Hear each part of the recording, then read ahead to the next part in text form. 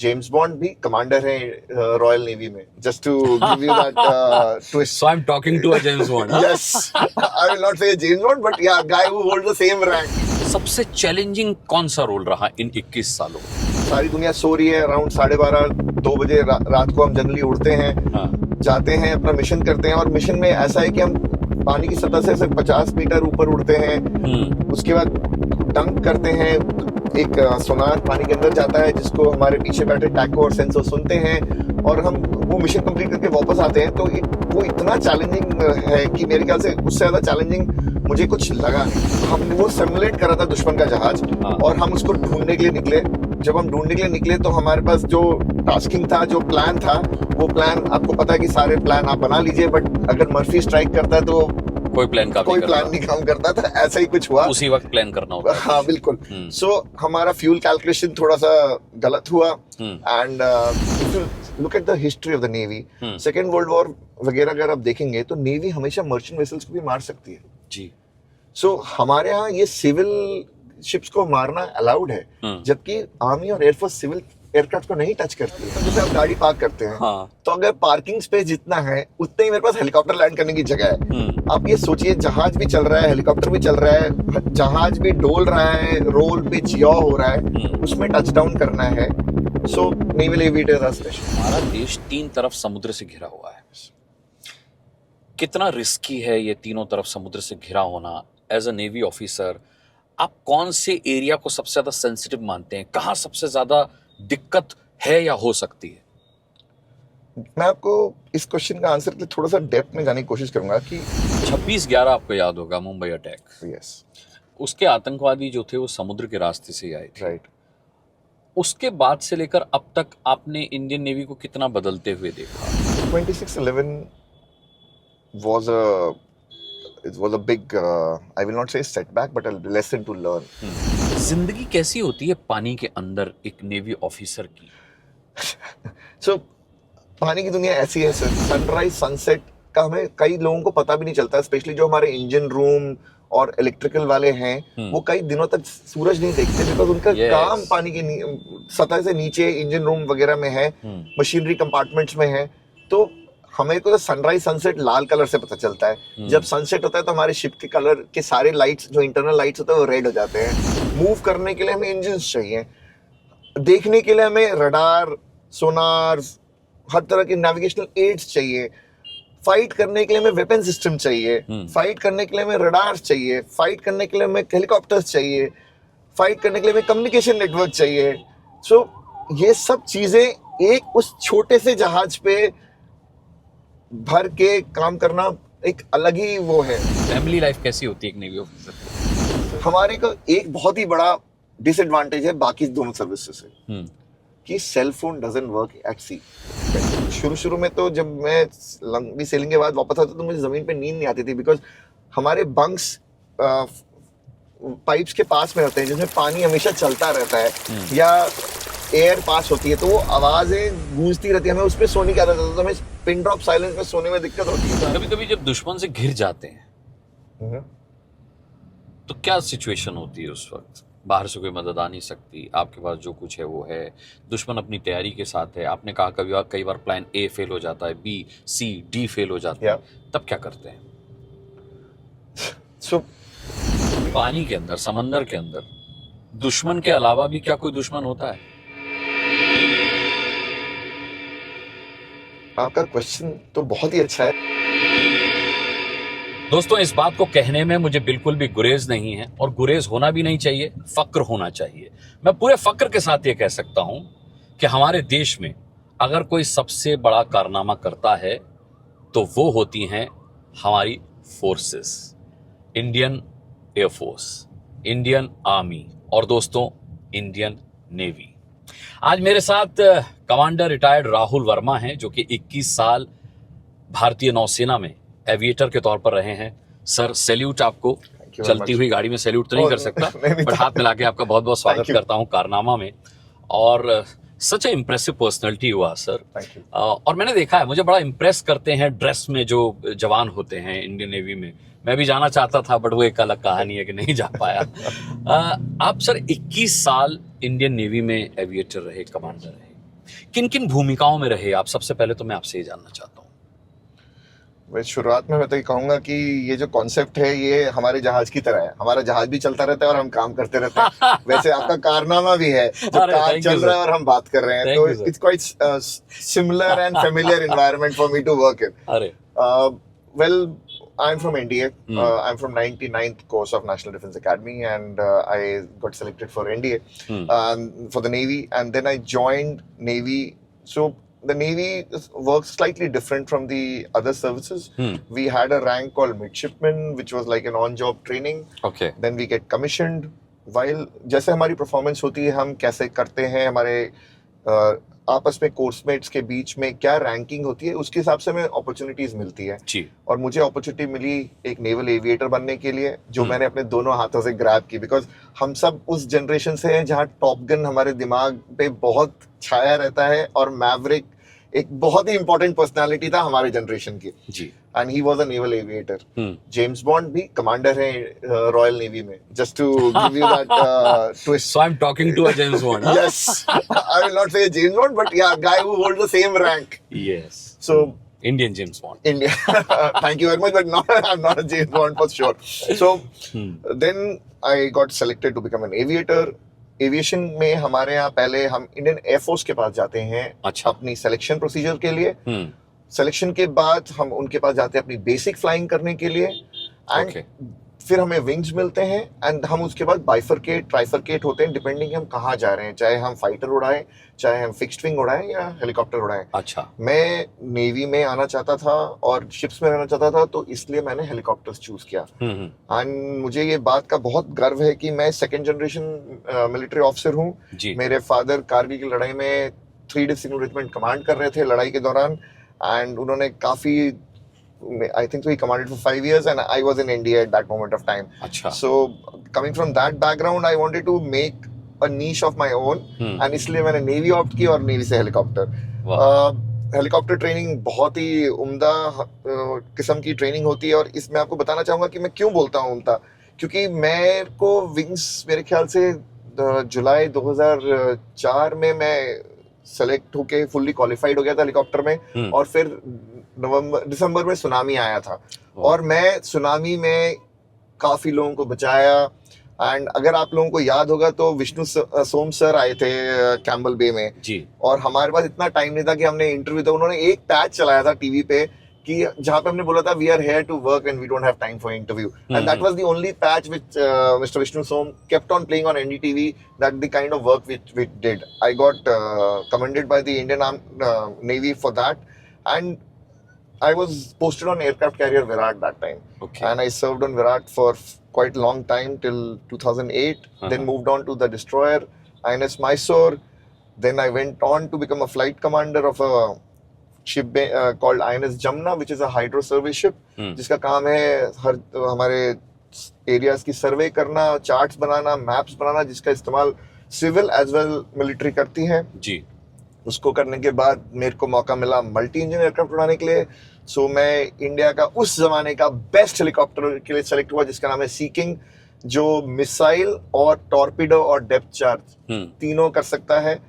11.5-12 ton का जहाज है वो, एंड उसके मुकाबले का कोई जहाज हेलीकॉप्टर आज भी दुनिया में नहीं है, और हमें फ्लाइंग फ्रिगेट्स के नाम से जाना जाता था, क्योंकि जो भी काम एक शिप कर सकता था वो हमारा हेलीकॉप्टर कर सकता था। अच्छा। एंड चाहे वो रात हो दिन हो, अगर आपको याद हो केरला, शिप तो पानी में चलता है, तो हेलीकॉप्टर वो कैसे कर सकता है? बिकॉज हेलीकॉप्टर पानी के जहाज पे लैंड करता है। Okay. और हम हमारा जो हेलीकॉप्टर है उसका एंड्योरेंस इतना ज्यादा है कि हम 4.5 घंटे आराम से ऑपरेट कर सकते हैं, और हमारा काम है दुश्मन की पनडुब्बी को पकड़ना, क्योंकि शिपों को सबसे ज्यादा डर या खतरा पनडुब्बी से होता है।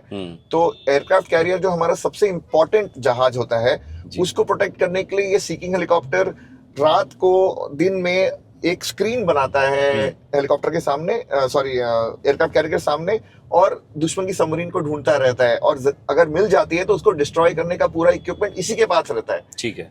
तो हमारे पास डेप्थ चार्ज है, टॉर्पेडो है, जिससे हम वो कर सकते हैं।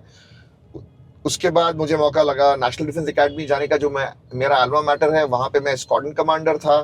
जो मैंने सीखा था, मैंने उसको अपने बाद वाले जनरेशन को हैंड ओवर करने में मदद की और गाइड की।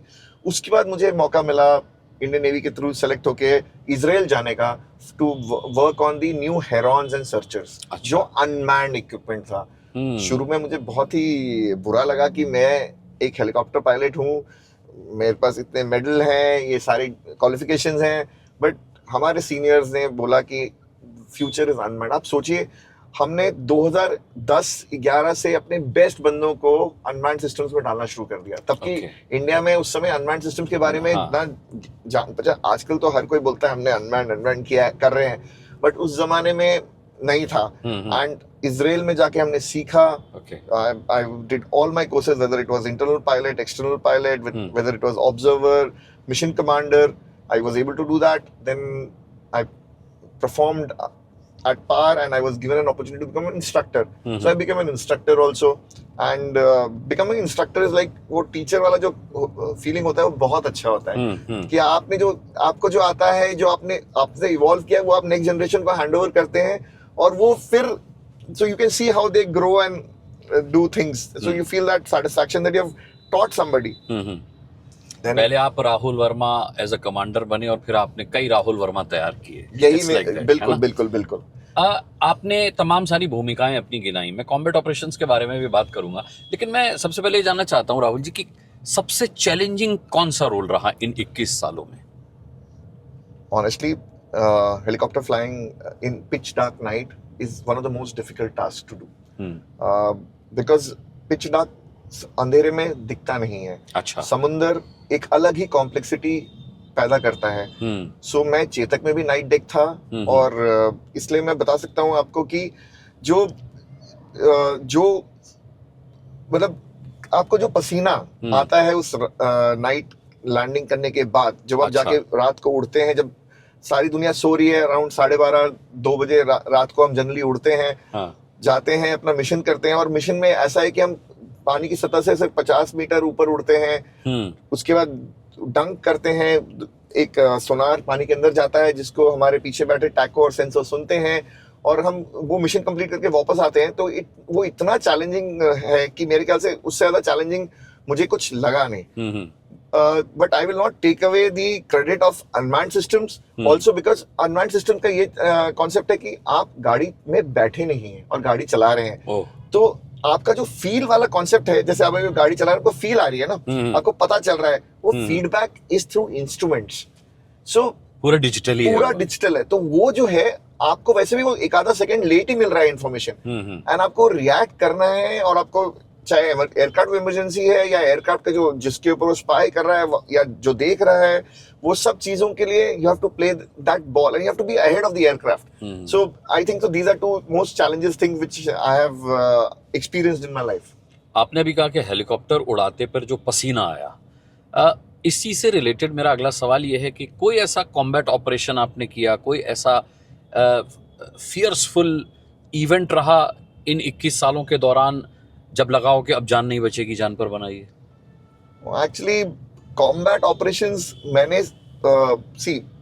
आई will try and say all operations are combat, because whether you face the enemy or whether you practice to face the enemy. So there has been time when I have come and landed on a ship with very low fuel, because we were given a task during one of our exercises to search for some particular class of aircraft, and I was not present. That particular class of aircraft and ship was not present in our gambit. तो हमने वो simulate करा था दुश्मन का जहाज, और हम उसको ढूंढने के लिए निकले। जब हम ढूंढने के लिए निकले तो हमारे पास जो टास्किंग था, जो प्लान था, वो प्लान आपको पता है कि सारे प्लान आप बना लीजिए, बट अगर मर्फी स्ट्राइक करता है तो कोई प्लान नहीं काम करता था। ऐसा ही कुछ हुआ, उसी वक्त प्लान करना होता है। हाँ बिल्कुल। सो हमारा फ्यूल कैलकुलेशन थोड़ा सा गलत हुआ, एंड उस फ्यूल कैलकुलेशन गलत होने में हमें ऐसा लगा कि अब हमें कंट्रोल डिचिंग करना पड़ेगा, बिकॉज समुद्र में कोई एयरफील्ड नहीं होता है, कोई जगह नहीं होती जहाँ हेलीकॉप्टर लैंड कर सके। तो उसके लिए भी कंट्रोल डिचिंग में हमें बहुत तरीका होता है कि ये सोचना पड़ता है कि लेफ्ट राइट कहाँ लैंड करेंगे, मेरे साथ जो मेरे रेस्क्यू डाइवर्स और पीछे पैसेंजर्स हैं उनका क्या होगा। तो ये सब चीजें पायलट की रिस्पॉन्सिबिलिटी होती है। सो मेरे साथ मेरे को पायलट थे, उनके साथ हमारा डिस्कशन चल रहा था और हम मतलब यही सोच रहे थे कि हमने इतनी बड़ी गलती कैसे कर ली. I am just trying to say कि how mistakes can happen. And we attempted, we said let's go up in the air and try and give a call, and we gave a call. Finally our mother is our, the ship where we go and land is called Achha, Mother. okay. So Mother was visible and Mother responded to her. So Mother also decided that they will Mother increased the speed to full speed. जो वो कर सकती थी हमने भी किया और we were able to land. So I think so. It's maybe people might think that I'm telling you about my mistake, but this all happens in real life. That you might plan a particular mission in a particular manner, it get extended, it gets changed. It's very difficult to predict, and the environment is not very friendly. So lesson learned is that you don't lose hope and you always calculate and prepare for the worst. Fine. आपने जितनी जानकारी दी उस हिसाब से मैं कह सकता हूँ कि इंडियन आर्मी, इंडियन एयरफोर्स से किसी मायनों में इंडियन नेवी कम नहीं है. लेकिन उसके बावजूद भी राहुल जी मैंने देखा है लोग इंडियन आर्मी के बारे में तो जानते हैं सबसे ज्यादा, Right. इंडियन एयरफोर्स के बारे में उसके बाद, Right. और इंडियन नेवी के बारे में सबसे कम जानते हैं. Right. ऐसा क्यों है? All right. It's a very good question. I will.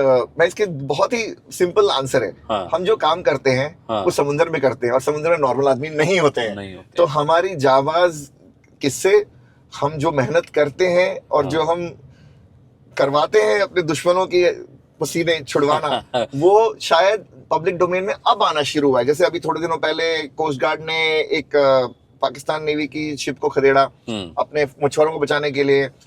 हमारे इंडियन नेवी के जवानों ने कुछ ड्रग्स पकड़े. तो ये सब चीजें हम अपने आप को बहुत प्राउडली साइलेंट सर्विस बोलते थे कि जो हम करते हैं वो उसके बारे में हम बखारते नहीं हैं. और it's not the question of boasting, it's that कि सिंस फिजिकली कुछ प्रूफ नहीं है, प्रेजेंट नहीं है, तो हमें लोग क्या दिखाएंगे. So that's one aspect. And secondly आपको if you look at the history of the navy, second world war वगैरह अगर आप देखेंगे तो नेवी हमेशा मर्चेंट वेसल्स को भी मार सकती है जी. सो हमारे यहाँ ये सिविल शिप्स को मारना अलाउड है, जबकि आर्मी और एयरफोर्स सिविल एयरक्राफ्ट को नहीं टच करती है. तो आप ये सोच सकते हैं कि हमारा इकोनॉमिकल इम्पैक्ट कितना ज्यादा है नेवी का. So we prefer to remain a silent service, we prefer to sit behind and do our job. Salute to you sir. क्योंकि मैं क्या सोच रहा हूँ, मेरे दिमाग में क्या चल रहा है कि देखिए इंडियन आर्मी के पास बड़ी बड़ी इमारतें होती हैं, पहाड़ होते हैं, राइट, ठीक है, सपोर्टिव होते हैं. अगर इंडियन एयरफोर्स की बात करें तो स्काई होता है, स्पीड होती है, मूव्स होते हैं.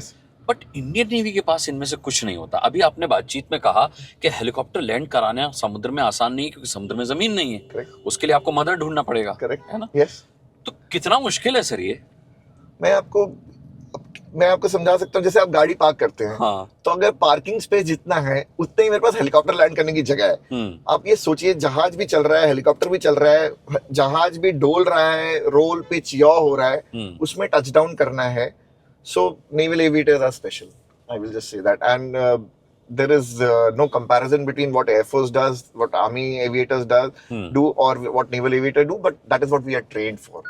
So that is one aspect which is very important, and it's like I said, things are we train very hard for what we do, and we are good at it. हम अक्सर चीन पर नजर रखते हैं, पाकिस्तान पर नजर रखते हैं, तब ये भूल जाते हैं हम कि हमारा देश तीन तरफ समुद्र से घिरा हुआ है.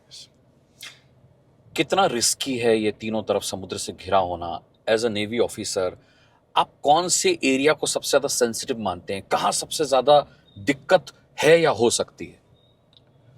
मैं आपको इस क्वेश्चन का आंसर के लिए थोड़ा सा डेप्थ में जाने की कोशिश करूंगा कि इंडियन ओशन रीजन जो है उसमें वर्ल्ड का 70 to 80% ट्रेड होता है. और trade. So Indian Ocean region, नाम इंडियन ओशन है हमारे सब कॉन्टिनेंट में बिकॉज हम मेजर चंक है इसका. और अगर आप चारों ओर देखें तो एक हमारे आसपास चाइना और पाकिस्तान मिलके एक स्ट्रिंग्स ऑफ पर्ल बनाने की कोशिश कर रही है. आपने सुना होगा word string of pearls. China since उस साउथ चाइना सी में है, उनको यहाँ पे बेस बनाने पड़ेंगे, तो उन्होंने बेस बनाना शुरू किया है. तो अगर हमें चाइना के पर्सपेक्टिव में सोचना है, जो पाकिस्तान का दोस्त है, तो चाइना घुसने के दो ही तरीके हैं. चाइना ने जिबूती में एक बेस बनाया है और वो आता है मलक्का स्ट्रेट से. सो मलक्का स्ट्रेट एक वो दुखती नस है जो हम कंट्रोल करते हैं। अच्छा। और हम बहुत प्राउडली बोलते हैं कि हम हमारा अंडमान निकोबार आइलैंड जो है वो उस नस को दबा के रखता है कि अगर आपने हमारे साथ कुछ भी कोशिश की जी। तो हम वो आपकी नस काट देंगे और उसके बाद दिक्कत सिर्फ हमें नहीं, आपको भी उतनी ज्यादा होगी, दुनिया को इफेक्ट पड़ेगा, बिकॉज पूरी दुनिया का ट्रेड उधर से ही जा रहा है। हाँ। और आज तक जितनी लड़ाइयाँ हुई हैं जी। वो ट्रेड से शुरू होती है। Trade as an article of war is a very important concept, and that is what the importance of navy is to do that. जो हमारा EEZ है, जो हमारे EZ is what? Exclusive economic zone, okay. जो जमीन से 200 mile तक हमारा कंट्रोल है इकोनॉमिक एक्टिविटीज के लिए, उसको भी इंडियन नेवी प्रोटेक्ट करती है। यहाँ पे बाकी जहाजों को आना की परमिशन है, लेकिन इकोनॉमिक एक्टिविटी करने की परमिशन नहीं है। कोस्ट गार्ड 20 मतलब टेरिटोरियल वाटर और कंटेजियस जोन जो 12 नॉटिकल माइल और 50 नॉटिकल माइल का एरिया उसको देखती है। उसके बाद कोस्ट गार्ड का job similar to the navy is policing, but they are not a fighting arm. The fighting arm is the Indian Navy, and that's how we are, and we work very closely with each other to do this. 26/11 आपको याद होगा, Mumbai attack. Yes. उसके आतंकवादी जो थे वो समुद्र के रास्ते से आए थे। Right. उसके बाद से लेकर अब तक आपने इंडियन नेवी को कितना बदलते हुए देखा? क्योंकि तब कोस्ट गार्ड्स पर भी क्वेश्चन हुआ था, इंडियन नेवी भी सतर्क हुई थी। कितना आपने देखा कि चेंज हुआ इंडियन नेवी का काम करने का तरीका, सजग रहने का तरीका? 26/11 was a big I will not say setback but a lesson to learn. Honestly, जो समुंदर है ना वो बहुत बड़ा इलाका है। उसमें कौन है कहाँ है हमें नहीं पता है, और स्पेशली अगर कोई इंडियन फ्लैग्ड वेसल या इंडियन फिशिंग वेसल पे बैठा है तो हम उसको कैसे पकड़ेंगे? बिकॉज हर आदमी उसको को आप चेक नहीं कर सकते। सो उसके लिए आपको HUMINT, OSINT, ISR, intelligence surveillance and reconnaissance, ये सब चीजों की जरूरत है। तो इंडियन नेवी ने इस इंसिडेंट के बाद अपने टायर्ड लेवल का इंटेलिजेंस और सर्वेलेंस बढ़ाया। चाहे वो ड्रोन्स हो, चाहे वो डॉनियर एयरक्राफ्ट हो, चाहे वो PATI एयरक्राफ्ट हो, ये वर्ल्ड के बेस्ट इक्विपमेंट को लाके हमने अपने कोस्ट को प्रोटेक्ट करने की कोशिश की। अब कोस्ट को प्रोटेक्ट करने के लिए आपको ये बताना जरूरी है कि कोस्ट पे कहीं से भी लोग आ सकते हैं। मिडिल ईस्ट हो, पाकिस्तान हो, ओमान हो, अफ्रीका हो। अब समुंदर इतना बड़ा है कि अगर मैं हर जहाज के लिए एक जहाज खड़ा करूं तो वो पॉसिबल नहीं है। फिर हमने एक जगह है IFC IOR, ये हमारा नर्व सेंटर है दिल्ली में, जिसमें हम पूरी दुनिया की शिपिंग को मॉनिटर करते हैं। और जहां पे भी हमें लगता है कि कोई डार्क वेसल या ग्रे वेसल है तो हम उसको इन्वेस्टिगेट करते हैं। ये एक, और हमारा इक्विपमेंट और हमारा जो सिस्टम वो इतना अच्छा है कि फॉरेन के लाइसेंस ऑफिसर्स भी हमारे यहाँ बैठते हैं दिल्ली में। सो इट्स इस तरह के हमने प्रोग्रेसेस किए। हमने हर तरह के satellite imagery, UAV imagery and other equipments like ESM, coastal radar chain, ये सब चीज किया ताकि ये दोबारा ना हो पाए। सो I would say we have done a tremendous amount of change to make sure that our country is protected always. और लकीली उसके बाद हुआ भी नहीं, और होपफुली आगे होगा भी नहीं। मैं अभी इंडियन नेवी कितनी एडवांस हो रही है AI और क्वांटम के जरिए, उस पर भी आपसे बात करूंगा। लेकिन आपने ग्रे वेसल और डार्क वेसल की बात की। जिंदगी कैसी होती है पानी के अंदर एक नेवी ऑफिसर की? कैसे दुश्मन से निपटते हैं, कैसे उसका काम तमाम करते हैं? पानी की एक अलग दुनिया है। बिल्कुल। सो पानी की दुनिया ऐसी है सर कि मैं आपको ये बताता हूँ कि हम वॉच सिस्टम करते हैं। मतलब 4 hour on 4 hour off, and sunrise sunset का हमें कई लोगों को पता भी नहीं चलता, स्पेशली जो हमारे इंजन रूम और इलेक्ट्रिकल वाले हैं। वो कई दिनों तक सूरज नहीं देखते बिकॉज उनका काम पानी की सतह से नीचे इंजन रूम वगैरह में है, मशीनरी कंपार्टमेंट्स में है। तो हमें को तो सनराइज सनसेट लाल कलर से पता चलता है। जब सनसेट होता है तो हमारे शिप के कलर के सारे लाइट्स, जो इंटरनल लाइट्स होते हैं, वो रेड हो जाते हैं। For red eye, for night eye adaptation of the eyes. जी। एंड जब सूरज उगता है तो हमारे यहाँ सारे लाल लाइट्स बंद होके ऑरेंज लाइट हो जाते हैं, तो इससे हमें दिन रात का पता चलता है। बाकी this is the amount of technology which is required in a ship is phenomenal. We are a power plant with ourselves because हम इतना कंज्यूम करते हैं पावर कि हमें प्रोड्यूस करना पड़ता है। मूव करने के लिए हमें इंजन्स चाहिए, देखने के लिए हमें रडार, सोनार, हर तरह के नेविगेशनल एड्स चाहिए, फाइट करने के लिए हमें वेपन सिस्टम चाहिए, फाइट करने के लिए हमें रडार चाहिए, फाइट करने के लिए हमें हेलीकॉप्टर्स चाहिए, फाइट करने के लिए हमें कम्युनिकेशन नेटवर्क चाहिए। सो ये सब चीजें एक उस छोटे से जहाज पे भर के काम करना एक अलग ही वो है। शुरू में तो जब मैं लंबी सेलिंग के बाद वापस आता तो मुझे जमीन पे नींद नहीं आती थी, बिकॉज हमारे बंक्स पाइप्स के पास में होते हैं जिसमें पानी हमेशा चलता रहता है या एयर पास होती है, तो वो आवाजें गूंजती रहती है, हमें उसमें सोने की आदत होती है, तो हमें पिन ड्रॉप साइलेंस में सोने में दिक्कत होती है। तो आई am just telling you the it is the ship is always moving, right? It is always shaking. So flat land में चलना फिर हमें दिक्कत हो जाता है, फिर पैर ही लड़खड़ाने लगते हैं। Exactly, because हमें वो हिलते डुलते जहाज पे चलने की आदत पड़ जाती है। So these are small changes which we see. Fresh food is a luxury. We are generally used to eating stuff which is in the fridge, which is tinned, which is prepared beautifully by our chefs who take care of our appetite, diet. If you see a normal naval officer has to do everything within that ship, so he does PT, keeps himself fit, is all planned. So it takes a lot of effort for the fighting as well as the support arms in the Navy. मुझे ऐसा आपकी बातों से लग रहा है कि life ज़्यादा टफ है बाकी हमारे दो अंगों से, चाहे वो आर्मी हो चाहे वो एयरफोर्स हो, उससे ज़्यादा एक नेवी ऑफिसर की लाइफ ज़्यादा टफ है क्योंकि उसकी ज़िंदगी एक शिप के अंदर ही है। फैमिली लाइफ शिप से बाहर कैसी होती है सर? आपने अभी बताया कि घर में नींद नहीं आती, शांति हो जाए तो आँख खुल जाती है, शिप हमेशा हिलता रहता है, घर कभी नहीं हिलता, तो कैसे होता है ये सामंजस्य कैसे बिठाते हैं? फैमिली लाइफ कैसी होती है एक नेवी ऑफिसर की? सर मैं ये मतलब मेरे हिसाब से कहना गलत होगा कि मेरी जिंदगी ज्यादा टफ है और मेरे आर्मी कोस्टमेट या एयरफोर्स ऑफिसर्स की कोस्टमेट की जिंदगी कम टफ है। मैं एक आर्मी ऑफिसर का बेटा हूँ, इसलिए मैं और आपने अपने फादर को भी देखा है और मैंने एयरफोर्स के साथ सारे कोर्सेज किए हैं, तो मैंने उनकी जिंदगी भी देखी है। तो मैं ये कहना गलत होगा, बट हमारे वर्किंग कंडीशंस अलग हैं, हमारे एनवायरनमेंट अलग है। वही कहने का हाँ, तो मैं आपको बस वही कहना चाहता हूँ। नहीं, I am not debating that, I am just trying to give you that perspective that एक वो बॉर्डर पिक्चर का एक डायलॉग था, हम ही हम है तो तुम ही तुम हो।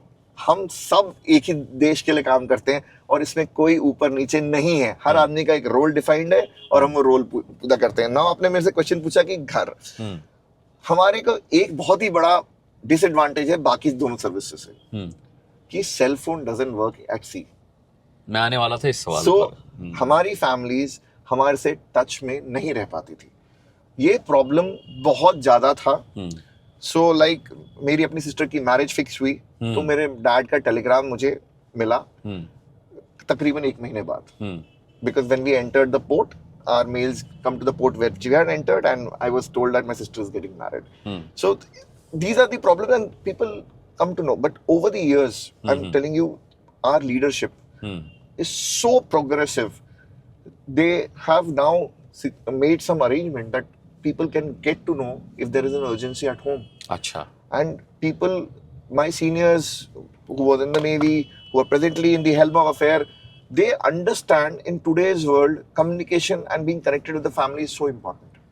लेकिन अभी भी ये फैसिलिटेशन नहीं है कि आप तुरंत बात कर सकें, जब मन किया तब आपने बात कर लिया। See, एक्चुअली जब मन करे तो हमारे पास टाइम नहीं होता जब मन करने का, लेकिन हम चाहते हैं कि अगर हमारे घर में कोई इमरजेंसी हो तो हमें तुरंत पता चल जाए, एटलीस्ट पता चल जाए, उसके बाद हम देखेंगे कि हम क्या कर सकते हैं। सो वो फैसिलिटी अब आ गई है, हमें पता चलता है तुरंत कि अगर कुछ घर में कुछ इशू आया है। एंड हमारा ना एक सपोर्ट स्ट्रक्चर होता है जी। जब शिप सेलिंग जाती है ना तो शिप अपने कुछ जवानों को और एक आधा ऑफिसर्स को छोड़ के जाती है बैक एंड पे, जो ये एक लाइजन टीम का काम करते हैं और इन हमारे जो लोग शिप के बाद मतलब हमारी जो फैमिलीज रह गई है नेवी नगर और नोफरा वगैरह में, उनका टेक केयर करते हैं। हमारा ये जो स्ट्रॉन्ग सिस्टम है नवा एंड लाइजन का, ये बहुत इंपॉर्टेंट है। अब why it is, because आप सोचो आप इतनी दूर में, we used to sail out to different countries. Suppose I've entered Singapore or I've entered Oman or some place, and if I know an emergency is going to happen and मेरी आने की जरूरत नहीं है, लेकिन बट मेरे बीवी बच्चों को कोई हॉस्पिटल पहुंचा दे, कुछ कर दे, ये सारा काम नेवी करती है. So navy is taking care of my family like I am taking care of my nation. It's both ways. कुछ मूवीज ही देखी हैं सर नेवी बेस्ड, बाकी नेवी के बारे में पढ़ा है, नेशनल ज्योग्राफिक डिस्कवरी पर डॉक्यूमेंट्रीज देखी हैं, लेकिन एक नेवी ऑफिसर से खुद ये बातें सुनना वाकई में बहुत रोमांचक लग रहा है मुझे. 21 साल बहुत होते हैं किसी ट्रांसफॉर्मेशन को विटनेस करने के लिए. राहुल वर्मा जी, इन 21 सालों में ऐसा कोई क्रांतिकारी परिवर्तन आपने भारतीय नौसेना में देखा जो पहले नहीं था अब है? एक ये जो आपने कम्युनिकेशन वाली बात बताई, इसके अलावा a lot of changes happened from the time when we joined the Navy and when I left the Navy. Navy has always been a transformational service. We always believed in indigenization. If you look at it, हमने अपना जहाज 1968 से बनाना शुरू कर दिया था. Right? It takes some time to build it. It takes some time to fight with it, but we attempted it and we kept on doing it. So आप जो कह रहे हैं कि हमारे most important thing I think so is the communication network, the network centric warfare that we have gone into it. Because पहले क्या होता था कि हर सेमाफोर, मोर्स कोड, हर तरह के कम्युनिकेशन होते थे, शॉर्ट रेंज कम्युनिकेशन, फिर वो कम्युनिकेशन जैम होने लगते थे बिकॉज ऑफ द एनिमी, फिर हमारे डिस्टेंसेस बढ़ जाते थे तो प्रॉब्लम होता था. So जो अब ये नेटवर्क सेंट्रिक वॉरफेयर जो नेवी ने शुरू किया जी, जब हमने अपना सैटेलाइट हवा में डाला, जब हमारे सारे के सारे, चाहे वो एयरक्राफ्ट हो, सबमरीन हो या जहाज हो, सब आपस में कनेक्ट हो गए. सो सेंसर टू शूटर जो टाइमलाइन है बहुत रिड्यूस हो गया. एक कॉन्सेप्ट है उडा. अच्छा, उडा लूप बोलते हैं हम उसको. Observe, Orient, decide and act.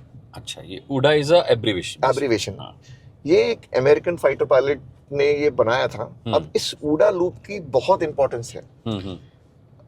Observe, Orient, decide and act.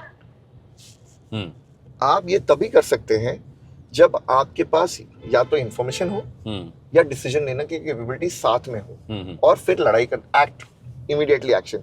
सो जो ये नए सिस्टम्स आए हैं ये हमारा उडा लूप कम कर देते हैं और हम रिएक्ट जल्दी कर सकते हैं. ओके, सो उडा लूप इस तरह से काम करता है, and this is what I think is a big change. And this is impacting our operation. It changed the way we function. It changed the way our ships have now started. पहले हम fleet में एक formation में चलते थे, अब हम अलग अलग चलते हैं, बिकॉज हमें पता है कि वो 400 माइल दूर भी जो देख रहा है हमारे पास वो इंफॉर्मेशन आ रही है टारगेटिंग लेवल की. तो ये बहुत ही बड़ी बात है. कभी कभी जब दुश्मन से घिर जाते हैं तो क्या सिचुएशन होती है उस वक्त? बाहर से कोई मदद आ नहीं सकती, आपके पास जो कुछ है वो है, दुश्मन अपनी तैयारी के साथ है. आपने कहा कई बार प्लान ए फेल हो जाता है, बी, सी, डी फेल हो जाता है, तब क्या करते हैं? So the will to fight, the will to excel and the training is what comes back to you. Muscle memory बोलते हैं उसको. जब आदमी मुसीबत में होता है ना तो वो उसकी नेचुरल इंस्टिंक्ट काम आती है. और नेचुरल इंस्टिंक्ट को ही इंडियन नेवी इतना ग्रूम करती है. So that natural instinct is what is the key.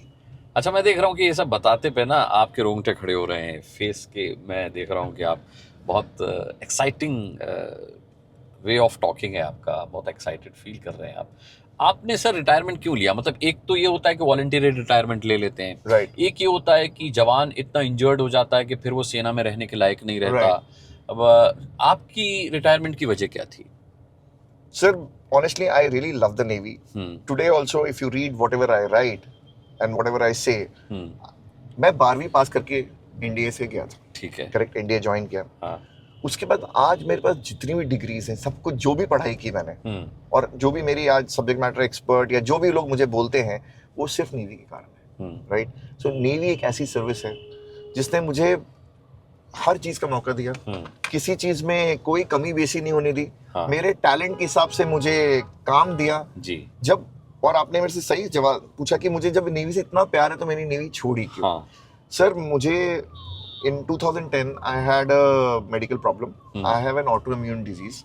अच्छा, So मेरा white blood cell बढ़ जाता है. ओके, तो white blood cell बढ़ने से क्या होता है कि वो अपने internal body parts पे attack करता है. And you don't know what will go wrong when. अच्छा, And I had this problem while I was flying my helicopter, and that is how it got detected. अच्छा, So उस समय ये decision था कि मैं क्या करूंगा, बिकॉज मेरे को इसके सिवाय कुछ आता ही नहीं हेलीकॉप्टर हाँ, से उड़ाने के लिए. हाँ, सो नेवी ने बोला नहीं बेटा तेरे को हम सिखाएंगे. So they give me an opportunity as a medical category. Also they made me learn the unmanned systems. अच्छा, they made me an instructor in unmanned systems. हाँ, हाँ, they made me work across the globe. मतलब I am so proud to say that MQ-9B testing में मैं involve था. अच्छा, Heron aircrafts की testing में इन्वॉल्व था. हर्वीज की टेस्टिंग में इन्वॉल्व था. एंड नेवी ने मुझे इतना ट्रस्ट किया कि मेरे मेडिकल कंडीशन को ना सोचते हुए भी they knew that I have a what you call love for the navy and panache to learn about it, passion passion basically, about it. So they let it grow. But my medical condition did not allow me to get promoted to the next rank. And honestly, we need fighting fit people in this service. I am still contributing to the Navy from outside. When I went to the Navy, Navy gave me an opportunity to become Director Innovation in TDAC. This is Technology Development Acceleration Cell. स्वावलंबन हमने शुरू किया था. जो IDEX Sprint हमारा concept था. And उसके बाद जब मैंने वो सब कर दिया तो नेवी से मैंने परमिशन मांगी एंड नेवी ने मुझे वो भी परमिशन दी. आपको मैं बताने से हैरान हो जाएंगे कि मुझे नेवी में रहते हुए भी MBA करने का परमिशन मिला. अच्छा, और मैंने IIT बॉम्बे वॉशिंगटन यूनिवर्सिटी से MBA किया जहाँ मैं डीन्स लिस्ट में आया. एंड उस डीन्स लिस्ट में आने के बाद उस समय के CNS सर ने मुझे मेरे आखिरी दिन पे बुला के चाय पे थैंक यू बोला. And he made me feel so proud of my achievements that I can't even tell you.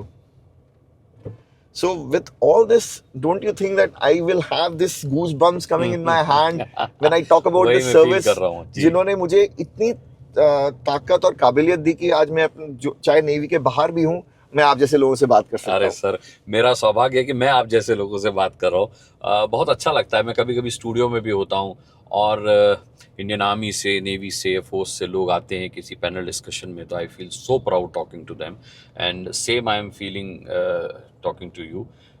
Artificial intelligence पर आपकी बहुत अच्छी पकड़ है, जिसका इस्तेमाल अब नेवी में होने लगा है और आगे और होगा. क्वांटम का मैं आपका पढ़ रहा था कि बहुत अच्छा आपका उस पर रिसर्च है.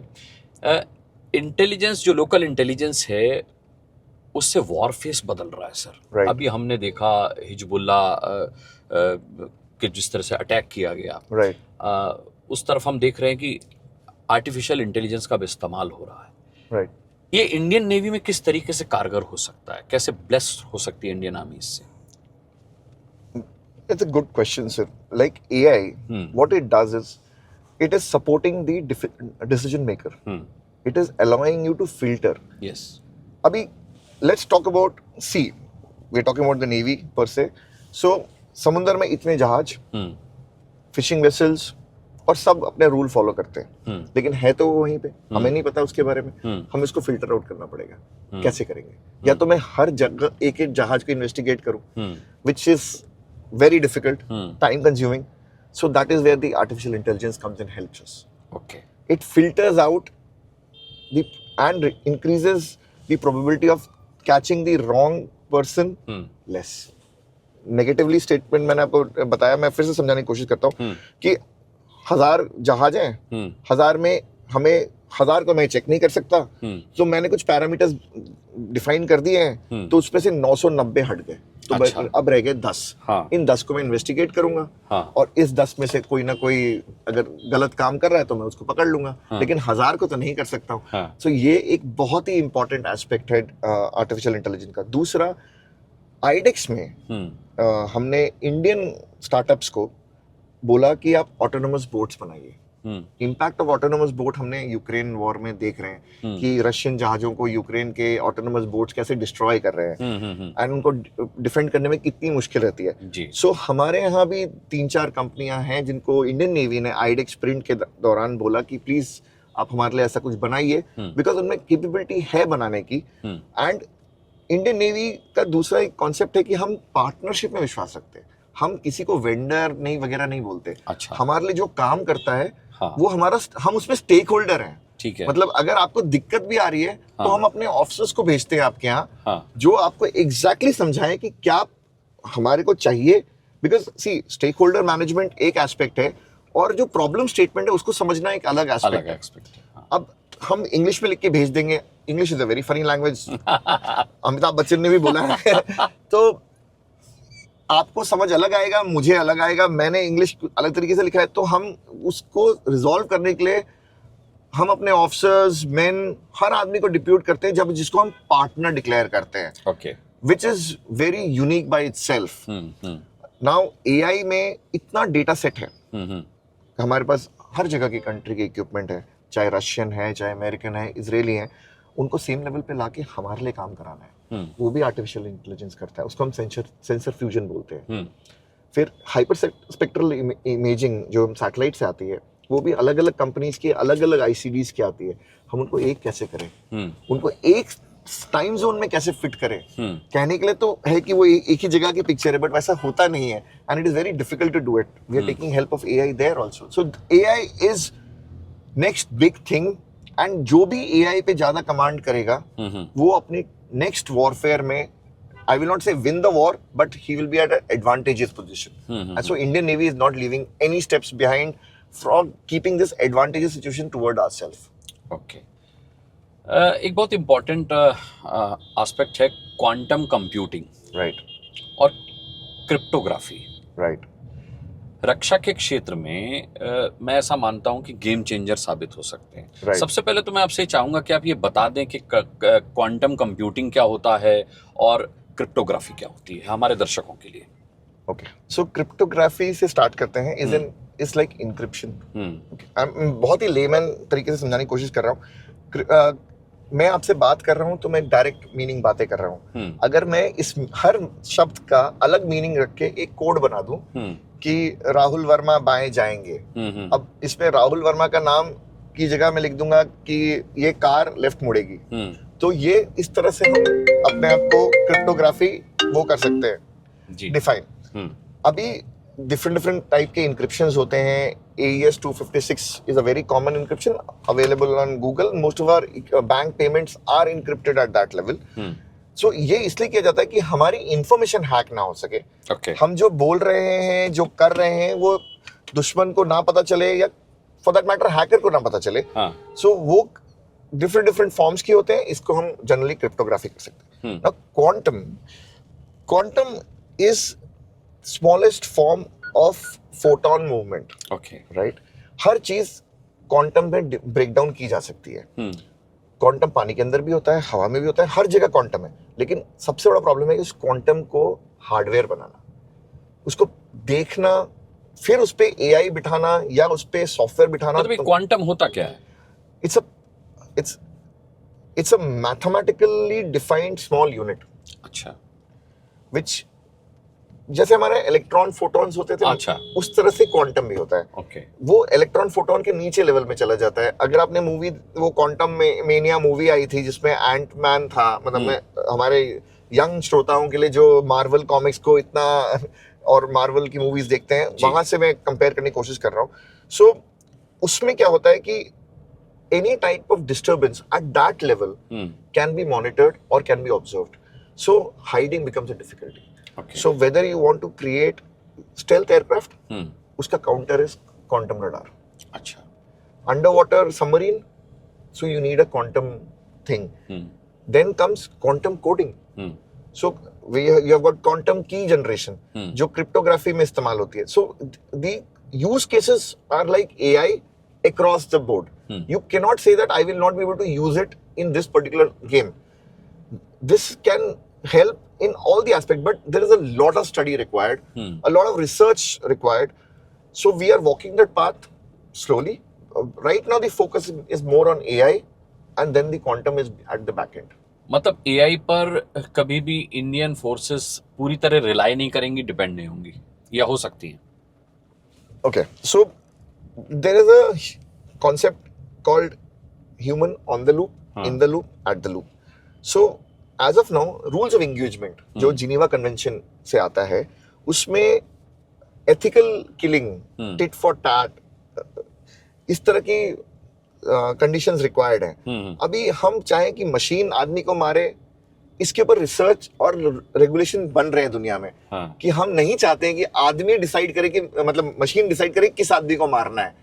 हम चाहते हैं कि वो आदमी के जो ऑपरेटर है उसके पास दोनों ऑप्शन हो एंड वो डिसाइड करे किसे मारना है। अभी उस लेवल पे हम पहुंचे नहीं है कि ट्रस्ट कल हो या ना हो, मैं कह नहीं सकता, बिकॉज जिस तरह से नॉन स्टेट एक्टर एआई का यूज कर रहे हैं, it can be a situation where they use artificial intelligence based autonomous systems to kill people.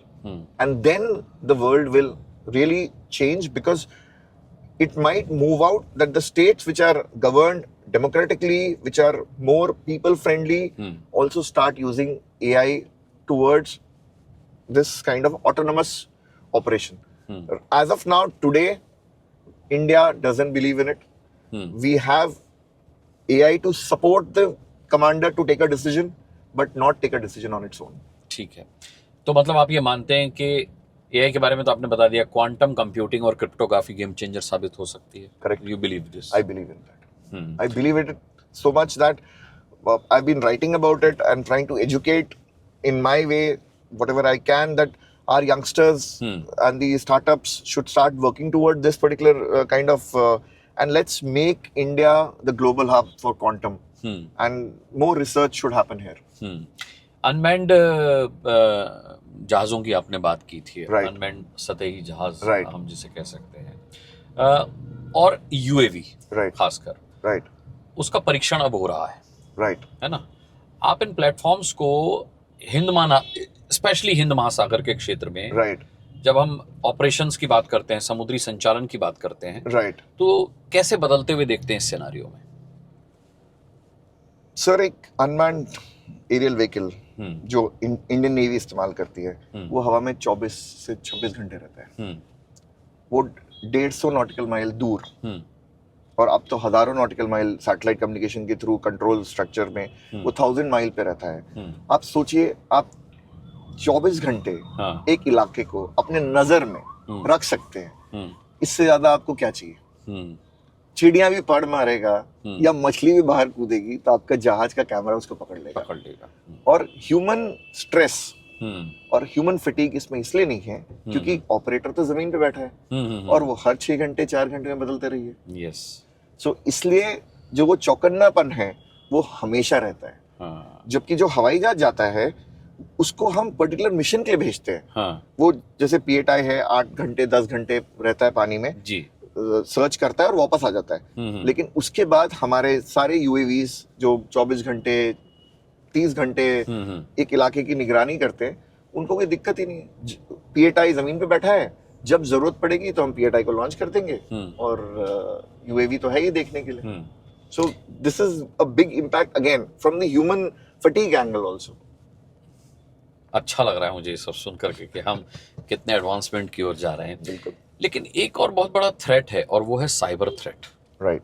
और ये साइबर थ्रेट जो है वो सरदर्द बना हुआ है, और आगे आने वाले समय में भी ये सरदर्द रहेगा, ऐसा मानना है। राइट। ये जिस तरीके से साइबर थ्रेट्स बढ़ते जा रहे हैं, इंडियन नेवी अपने क्रिटिकल सिस्टम्स को और खासकर कम्युनिकेशन नेटवर्क को कैसे प्रोटेक्ट कर रही है? Well, I am not a communication expert, being very honest. I can only tell you that in all aspect, जब हम नेटवर्क सेंट्रिक वॉरफेयर की तरफ गए तो नेटवर्क तो साइबर पे ही है। करेक्ट। कंप्यूटर्स पे चलता है। सो हमने अपना एक विंग बनाया जिसका काम है वो कंप्यूटर्स को चेक करता है, वो डिसाइड करता है कौन से एंटीवायरस होने चाहिए, क्या क्या सिस्टम होना चाहिए, और हम स्टैंड अलोन सिस्टम्स में काम करते हैं। सो हम हमेशा एक एयर गैप मेंटेन करते हैं कॉमन इंटरनेट और हमारे उस सर्वर्स में। सो हमारा डेटा सेम इंटरनेट पे नहीं ट्रैवल करता है। इसलिए हमारा साइबर अटैक्स हम पे कम होने के चांसेस हैं। अच्छा। तो हमारे को अगर किसी ने अटैक करना है तो वो हमारे सर्वर्स में जब वो घुसेगा तभी वो हम पे अटैक कर सकता है। जब वो हमारे सर्वर्स में नहीं घुसेगा तो हमें अटैक कैसे करेगा? सो मैं आपको बहुत ही लेमैन और लिमिटेड कंडीशंस में समझाने की कोशिश कर रहा हूँ कि क्यों हम प्रोटेक्टेड हैं, और same case army navy army या एयरफोर्स के साथ भी है। जो हमारे मिलिट्री सिस्टम्स हैं वो इंटरनेट पे नहीं चलते हैं, तो इसलिए साइबर वल्नरेबिलिटी कम है हमारी। But yes, there are different kind of cyber attacks. We knew that Iran का न्यूक्लियर रिएक्टर में ब्लूटूथ के जरिए वायरस भेजा गया था। So all these things are there, and for that particular reason the cyber security is such at such stringent levels, and we have such punitive punishments also, just to make sure that that mistake doesn't happen by chance also. गलती से भी मैं कोई USB, कोई phone अपने important systems में ना लगा दूं, उसके लिए उनको ब्लॉक किया जाता है, उसके कारण एजुकेट किया जाता है, क्योंकि नेवी वैसे भी विश्वास रखती है कि जितना हम ज्यादा लोगों को एजुकेट करेंगे उतनी गलतियां कम होंगी, और जहां गलती होने के जो भी चांस है उसमें डबल लेयर का हम प्रोटेक्शन लगाते हैं। फाइन। अच्छा, इंडिया खासकर डिफेंस टेक्नोलॉजीज में सेल्फ डिपेंडेंसी, आत्मनिर्भरता पर बहुत जोर देता रहा है। यस, मानते हैं आप इस बात को? बिल्कुल बिल्कुल। इंडियन नेवी में कौन कौन से स्वदेशी प्रयोग हुए हैं जिससे हमारी नेवी की कैपेसिटीज बढ़ी हों, हमारे सिस्टम को रीडिफाइन होने का मौका मिला हो? सर, इंडियन नेवी ने इंसेप्शन के दौरान ही समझ लिया था कि अगर हम खुद नहीं करेंगे तो हम फंस जाएंगे। तो इसलिए हमारे होता है to float, to move, to fight. ये तीन इंपॉर्टेंट वर्ड है। फ्लोट पानी में तैरना, मूव एक जगह से दूसरी जगह, और फाइट मतलब लड़ना। सो आज हमारी नेवी 80% इंडिजिनियस कंटेंट बनाती है फ्लोट करने के लिए। ठीक है। 70 to 60% हम मूव में बनाते हैं, और हम 50% फाइट में बनाते हैं। सो ये हमारा आज इसलिए यहाँ पहुंच पाए बिकॉज हमारे सीनियर्स ने, हमारे जो प्रीवियस लीडर्स थे, थिंक टैंक्स थे, वो बहुत ही क्लियर थे। हमने 1968 से काम करना शुरू किया था। हमारी पहली G class fully made in India जहाज है। अच्छा। जो MDL में मजगा डॉक्स में बनी।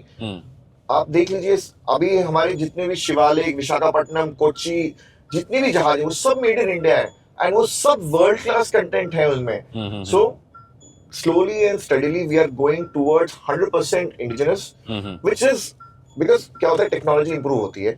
अब टेक्नोलॉजी वेपन सिस्टम में इंप्रूव होती है, तो वेपन सिस्टम की इंप्रूवमेंट जिस कंट्री में हो, हम चाहते हैं कि हम उसको इंटीग्रेट कर सके। इंटीग्रेट करना भी आसान नहीं है। अब फॉरेन का वेपन लेके इंडियन जहाज में लगाए, so it is not an easy job, but we do it ourselves. So it is working towards the 100% indigenisation, but I think that 100% indigenisation will not happen because the world technology will keep improving and we'll keep getting it. But yes, in float we might reach 100%. To move is another place where which we need to work, because gas turbines, engines, इसमें अभी भी हमारे यहाँ काम चल रहा है, और हम hopefully within some years we will achieve that. Fight is where I think so we will be a good compromise at 80% and 90%. With leaving that 10% to absorb what is latest in the world, to fight as the best. ये जो नई तकनीकें आ रही हैं, चाहे वो AI हो, quantum computing हो, क्रिप्टोग्राफी हो, इंडियन नेवी में अपने जवानों को इसके लिए ट्रेंड करने के लिए क्या फैसिलिटेशन हो रहा है, फिर उसको ऑपरेट कैसे करना है, इसके लिए क्या अलग से कुछ सेशंस दिए जाते हैं, इसकी तैयारी कैसे होती है? सर, हमारे यहाँ हर चीज का एक ट्रेनिंग मेथोडोलॉजी है। उस ट्रेनिंग मेथोडोलॉजी में पहले है थ्योरी, फिर है ऑन जॉब ट्रेनिंग। अच्छा। जब तक आप थियोरेटिकल नॉलेज नहीं लोगे, आप ऑन जॉब ट्रेनिंग पे नहीं आते हो। सो पहले हमें स्कूल्स में, हमारे यहाँ स्कूल्स होते हैं, ASW स्कूल, ND स्कूल, ये कोचिन और हमारे ट्रेनिंग कमांड में आते हैं। कुछ लोनावला में, कुछ शिवाजी में, कुछ जामनगर जहाँ बलसुरा है वहां पे, और बाकी कोचिन में जहाँ ट्रेनिंग होती है। वहां पे थियोरेटिकल ट्रेनिंग होती है और सिमुलेटर ट्रेनिंग होती है। फिर हम वहां से जाते हैं जहाजों में जहाँ ये इक्विपमेंट लगे हुए हैं, और ऑन जॉब एक्सपर्ट्स, जो सिस्टम्स के एक्सपर्ट्स हैं, उनके से हम सीखते हैं, और उसके बाद हमारा ट्रांसफर उन्हीं जहाजों में आता है, ताकि हम उस पर काम कर सके और एक्सपीरियंस गेन कर सके। जो एक्सपीरियंस गेन कर लेते हैं और उसमें माहिर हो जाते हैं, उनको इंस्ट्रक्टर ग्रेडिंग मिलती है, और वो वापस जाते हैं फिर नेक्स्ट जनरेशन को सिखाने के लिए। It's a cyclic process. And अगर हमें मौका लगता है कि कुछ फॉरेन में कुछ नया आया है और वो हमारे इक्विपमेंट के साथ जुड़ा हुआ है और हम उससे सीख सकते हैं, तो हम उन इंस्ट्रक्टर्स को फॉरेन भेजते हैं सीखने के लिए, एंड फिर वो इंडिया में आके बाकियों को डिस्ट्रीब्यूट करते हैं. तो it's a very well planned methodology, one of the best I will say. Hind महासागर बहुत इंपॉर्टेंट एरिया है बेसिकली इंडियन नेवी के हिसाब से. हम अपने विरोधियों पर कैसे सुपरसीड करते हैं, कैसे उनको दबाव में रखते हैं, कैसे उन पर हमेशा अपना रुतबा कायम रखते हैं? क्या इसके लिए जो हिंद महासागर में तैनात होते हैं इंडियन नेवी के ऑफिसर्स, इंडियन नेवी के क्रूज, उनको अलग से कोई ट्रेनिंग दी जाती है, या एक नॉर्मल ट्रेनिंग के तहत आप किसी को भी वहां पोस्ट कर दें, जैसे आपको वहां भेज दिया जाए तो आप तैयार हैं वहां सर सिचुएशन हैंडल करने के लिए? जो हमारा शिप है सर, वो मैं आपको ऐसे बताऊंगा कि हर थोड़े दिनों में एग्जाम होते हैं हमारे. वो एग्जाम इसलिए होते हैं ताकि हम इंटरनली ट्रेन कर सके. कभी कोई बाहर से इंस्पेक्शन टीम आएगी, वो एक पर्टिकुलर चेक को इंस्पेक्ट करेगी, फिर थोड़ी दिनों बाद दूसरी इंस्पेक्शन टीम आएगी और दूसरा चीज चेक करेगी, और हर जगह एक्सरसाइज भी चेक होती है जी. हर थोड़े दिनों में कंडीशन के हिसाब से एक्सरसाइज होती है. सेटिंग चेंज करते, सेटिंग मतलब कोई दुश्मन बनता है, कोई दोस्त बनता है, हम आपस में गेम खेलते हैं, और इस तरह से हम सीखते रहते हैं, इवॉल्व करते रहते हैं. जो हमारे थिंक टैंक्स हैं, जो नेवी के थिंक टैंक्स हैं, उनका भी यही काम है कि वर्ल्ड कंडीशन के हिसाब से इवॉल्व होना, उसको इम्प्लीमेंट करना, एंड रियलिस्टिक सिनेरियो में इम्प्लीमेंट करना. ताकि, क्योंकि आज मेरा जहाज में, मुझे सपोज आपकी तरह अगर हम बोले कि एक पर्टिकुलर जहाज को एक पर्टिकुलर काम के लिए अगर हम ट्रेन करते हैं, अगर वो जहाज खराब हो गया तो क्या करेंगे? इसलिए most of people are taught most of the thing. You are taught how to do a particular mission. You are given different roles at different times. So आज मैं दोस्त फ्रेंडली फोर्स खेल रहा हूँ, कल मैं एनिमी फोर्स खेलूंगा, और फिर स्वैप हो जाएगा, ताकि हमें जनरली पता चले कि हमें क्या करना है. Specific roles are specific roles which are meant for a particular class of ship, but overall to keep a domination in area, most of our ships are taught and we practice how to dominate. So when we go into the water, we are there to dominate that area of. It's not that we will sit back. We are a very proactive kind of a navy, which is always trying to keep that edge ahead of our not so friendly countries nearby. Obviously. अच्छा, Indian navy में जो नई technologies introduce हो रही हैं, उसमें startups भी आ रहे हैं, और इसके अलावा प्राइवेट फर्म्स भी आ रही हैं जो कोलैबोरेट कर रही हैं, कोलैब्स कर रही हैं. करेक्ट. ये जो कोलैबोरेशंस हैं, ये कितने महत्वपूर्ण हो सकते हैं, कितने इंपॉर्टेंट हैं, या इनकी कोई जरूरत नहीं है?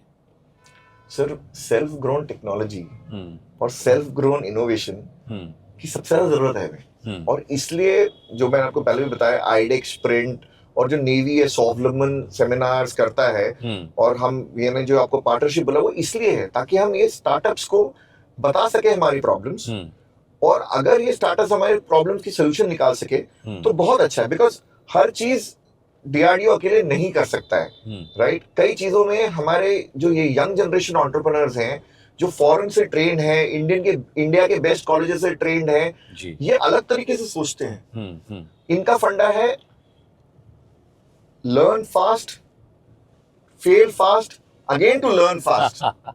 सो ये अपनी गलतियों को तुरंत सुधारते हैं, बिकॉज वैसे भी इंडिया का स्ट्रेंथ है कंप्यूटर सॉफ्टवेयर. सो एंड हर चीज सॉफ्टवेयर डिपेंडेंट होते जा रहा है, तो वो अपनी स्ट्रेंथ को सही यूटिलाइज कर रहे हैं.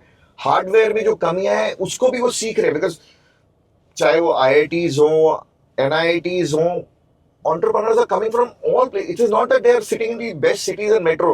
They're coming from smaller cities also. The tier 2 cities of India is also producing entrepreneurs who are doing excellent jobs. There are companies that are working in quantum, there are companies that are working in AI, and they are making world-class products. And I can give you a very important example to this, just to give you clarity.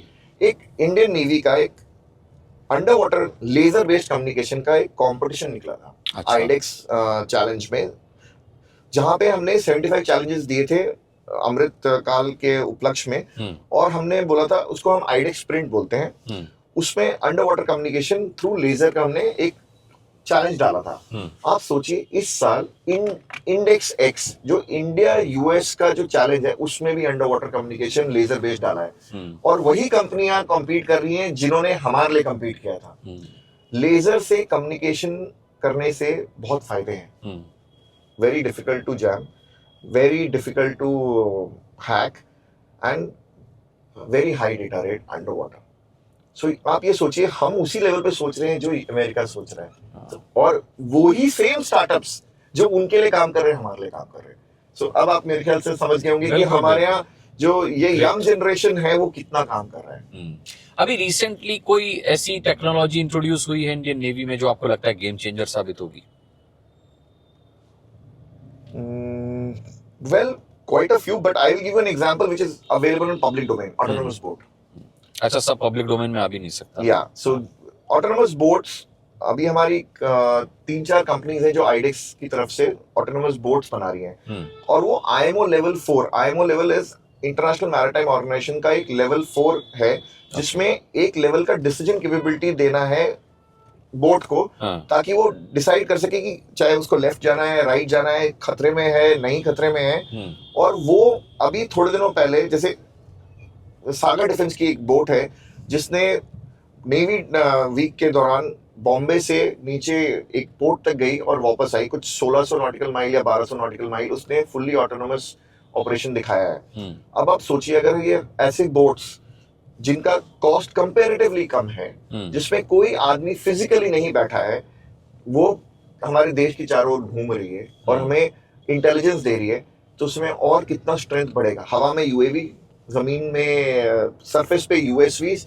और पानी के नीचे यूयूवी। तो इसका एक manned unmanned teeming kind of concept बनाने की कोशिश की जा रही है, ताकि दुश्मन कहीं भी हो हमें उसका पता रहे हमेशा।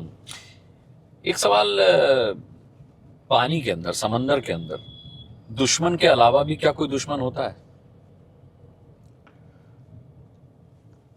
आपका क्वेश्चन तो बहुत ही अच्छा है, लेकिन मैं इसको ऐसे आंसर करूंगा, जो दुश्मन है वो दुश्मन है, और जो दोस्त नहीं है वो भी दुश्मन है।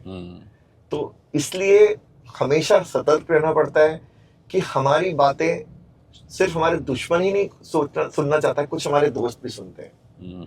तो it is a international geopolitics is a different ball game altogether. There are, like they said, there is no permanent friends, no permanent enemies. You need to prepare for yourself and leave everything else to somebody else.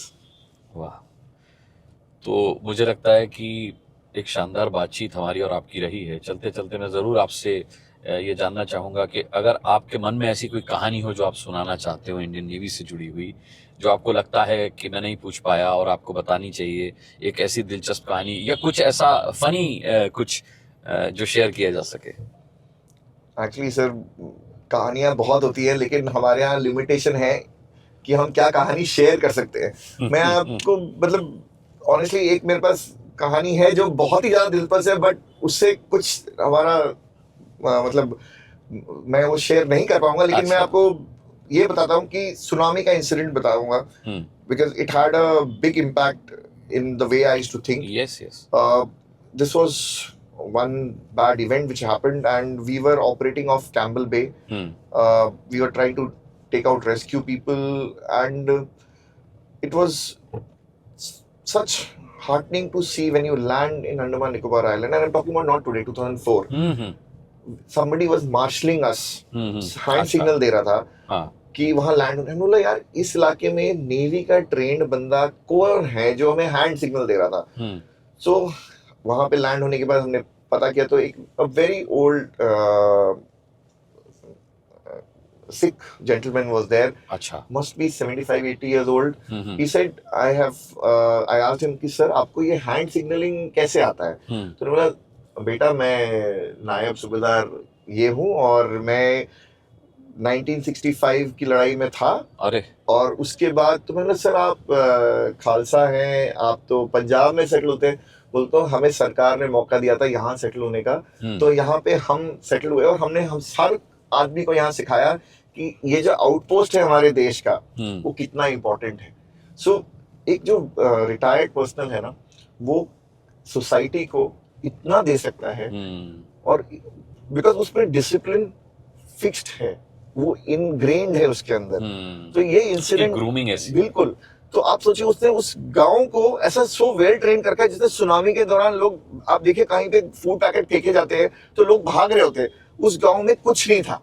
लोग खड़े थे, मुसीबत में थे, गीले थे, बच्चे थे, लेकिन हर कोई, सब कोई लाइन से खड़ा था, और जैसे जैसे हम सामान देते जा रहे थे, वो अपने बच्चों को पहले दे रहे थे, फिर औरतों को दे रहे थे, और फिर अपने जो लड़के थे और जो मर्द थे उनको दे रहे थे। आप सोचिए कि this is the impact which a veteran can get to the ये सोसाइटी। नायब सूबेदार साहब ने उन पूरे गांव को ट्रेन किया था। सो ये मतलब this is there in my mind, and that's what I look at it, कि जो फौज से सेवानिवृत्त हो गए, चाहे वो खुद गए या बाद मतलब उनका एज हो गया, in any form they are an asset to the society, and they should be utilized in that manner, and they should contribute also. It is not everywhere where they will be asked to contribute. They should do it voluntarily and teach as much as they can. So proud of you, sir. Thank you very much, sir. It is a nice talking to you. मतलब मैं बता नहीं सकता आज मैं कितना फख्र महसूस कर रहा हूँ कि इतने करीब आप बैठे हैं और इतना कुछ इंडियन नेवी के बारे में हमने बात की और आपने बताया। मैं एक बार फिर आपका बहुत बहुत शुक्रिया करना चाहूँगा। ऐसे ही सर्व करते रहिए सर। आप की बहुत ज़रूरत है देश को, और आप जैसे तमाम सारे लोगों की ज़रूरत है। कई को तो आप बना भी रहे हैं अपनी तरह। और मैं चाहूँगा कि राहुल वर्मा जी का ये इंटरव्यू देखने के बाद हमारे दर्शकों को भी बेहतर समझ में आया होगा कि इंडियन नेवी किन सर्कमस्टांसेस में काम करती है, किन हालात में काम करती है, और किस कदर हमारी और आपकी रक्षा करती है। जैसा कि राहुल जी ने कहा कि हम पानी में होते हैं और पानी में सबका एक्सेस नहीं होता, तो बहुत ज़्यादा लोगों को जानकारी नहीं हो पाती, लेकिन आप समझ पाए होंगे कि किसी भी मायने में इंडियन नेवी, इंडियन आर्मी और इंडियन एयरफोर्स से कम नहीं है। ये हमारे वो 3 अंग हैं जिनके बिना हमारा जीवन नहीं चल सकता। तो ऐसे जवान आपको जहाँ कहीं भी मिलें, आपको उनको सैल्यूट जरूर करना चाहिए। Salute to you sir. Thank you. चलिए, कारनामा में आज इतना ही। रियल कारनामा मैंने कहा ना, हमारी इंडियन फोर्सेस करती हैं, और उसी के एक सिपाही आज हमारे साथ थे। अगले कारनामा में ऐसे ही किसी मेहमान को मैं इंट्रोड्यूस कराऊंगा और उनके बारे में हम जानेंगे, लेकिन उसके लिए ज़रूरी है कि आप चैनल को सब्सक्राइब करें, बेल आइकन को प्रेस करें, जिससे मैं कोई वीडियो डालूं तो आपके पास उसका नोटिफिकेशन पहुंच जाए। और हाँ, कमेंट करके मुझे बताइएगा ज़रूर कि आप किस तरीके के मेहमानों से मिलना चाहते हैं, आप क्या बदलाव चाहते हैं या क्या करेक्शन चाहते हैं, मेरे में क्या सुधार चाहते हैं।